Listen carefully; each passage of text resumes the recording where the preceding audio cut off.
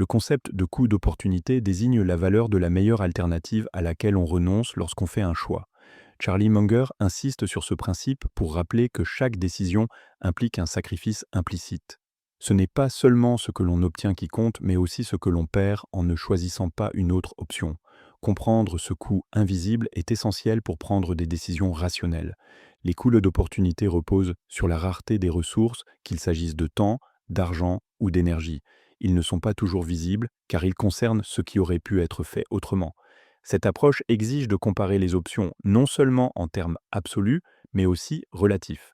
Elle se caractérise par une logique économique appliquée à la vie quotidienne et aux affaires. Un investisseur qui place son argent dans une action renonce à l'opportunité de l'investir ailleurs, peut-être avec un meilleur rendement.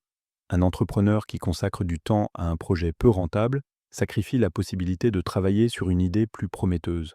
Même dans la vie personnelle, choisir de regarder la télévision plutôt que d'apprendre une compétence illustre ce principe. Chaque choix a un coût caché.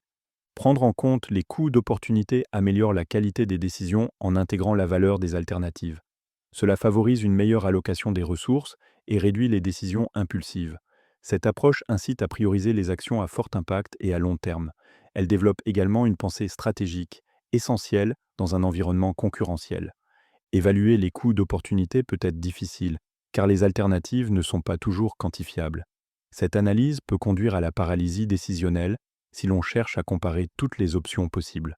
Elle suppose aussi une information complète, ce qui est rarement le cas dans la réalité. Enfin, se concentrer trop sur ce principe peut générer une insatisfaction chronique, en pensant constamment à ce que l'on aurait pu faire.